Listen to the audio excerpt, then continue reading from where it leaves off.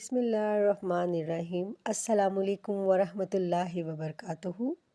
کیا آپ نے بھی کبھی یہ سنا ہے کہ اگر آپ کو تنہائی پسند ہے، رات کو نیند کم آتی ہے، دل گھبراتا ہے، اچانک وسوسے آتے ہیں، تو آپ کے اندر موکل ہے؟ آج ہم قرآن اور حدیث کی روشنی میں اس بہت بڑے غلط فہمے کو توڑنے والے ہیں۔ موکل کا اصل مطلب کیا ہے؟ قرآن میں موکل کا لفظ آیا ہے، لیکن کس معنی میں؟ اللہ تعالیٰ فرماتے ہیں کُلْ یَتَوَفَّاکُم مالک الموت الذی وُکِّلَ بکم، سورہ السجدہ آیت نمبر 11۔ یہاں وکیلا یعنی مقرر کیا گیا، یعنی فرشتہ جو مقرر ہے۔ اس طرح ہر انسان پر کرامن کاتبین مقرر ہے، لیکن قرآن میں کہیں بھی یہ نہیں کہ کوئی موکل انسان کے اندر داخل ہوتا ہے۔ یہ نشانیاں اصل میں کیا ہیں؟ جو نشانیاں بتائی جاتی ہیں، جیسے تنہائی پسند ہونا، زیادہ سوچنا، ڈر، گھبراہٹ، نیند کی کمی، وسوسے، یہ سب کیا ہیں؟ یہ ہیں نفسیاتی کیفیات۔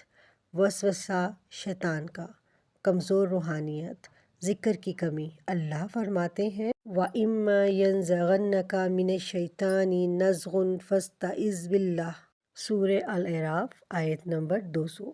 یہ شیطان کی طرف سے وسوسہ ہے، موکل نہیں۔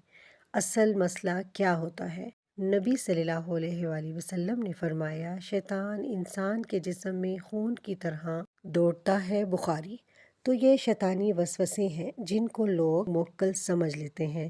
اس کا علاج یہ ہے قرآن و حدیث سے فجر کے بعد سورہ بقرہ کی تلاوت، آیت الکرسی ہر نماز کے بعد، سورہ فلق، ناس، اخلاص، دم کرنا، کثرت استغفار، درود شریف۔ نبی صلی اللہ علیہ وآلہ وسلم نے فرمایا جس گھر میں سورہ بقرہ پڑھی جائے وہاں شیطان داخل نہیں ہوتا۔ مسلم۔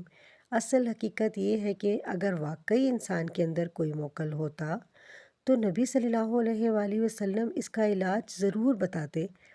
صحابہ رضی اللہ عنہ میں سے کسی نے بھی یہ شکایت نہیں کی کہ ان کے اندر موکل ہے۔ یہ صرف ایک غلط فہمی ہے جس کو عملیات کی کتابوں نے پھیلا دیا۔ آپ کے اندر موکل نہیں، آپ کے اندر صرف ایک دل ہے جو اللہ کی یاد سے دور ہو گیا ہے، اور اس کا علاج عملیات نہیں، اللہ کی طرف رجوع ہے۔ اور اب ذرا ایک لمحے کے لیے خود سے سچ بولیں، کبھی آپ نے سوچا کہ جس چیز کو آپ موکل سمجھ رہے تھے وہ اصل میں آپ کا تھکا ہوا دل تھا؟ وہ دل جو اللہ کی یاد سے خالی ہو گیا تھا، وہ روح جو ذکر کے بغیر کمزور ہو گئی تھی۔ آپ کے اندر کوئی موکل نہیں ہے، آپ کے اندر ایک درد ہے، ایک خلا ہے، ایک خاموشی ہے، اور اس خلا کو عملیات نہیں بھرتے، اس کو صرف سجدے بھرتے ہیں۔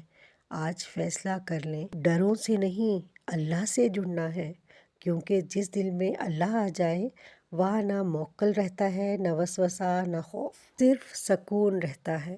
اور اگر یہ ویڈیو آپ کے دل تک پہنچی ہو، آپ کے کسی وہم کو توڑا ہو اور آپ کو اللہ کے قریب کیا ہو، تو اس پیغام کو اپنے تک مت رکھیے، اسے ضرور شیئر کریں تاکہ کسی اور کا دل بھی سکون پا سکے، اور کمنٹ میں صرف اللہ لکھ دیں تاکہ یہ گواہی بن جائے کہ ہمارا دل ابھی زندہ ہے اور اپنے رب سے جڑا ہوا ہے۔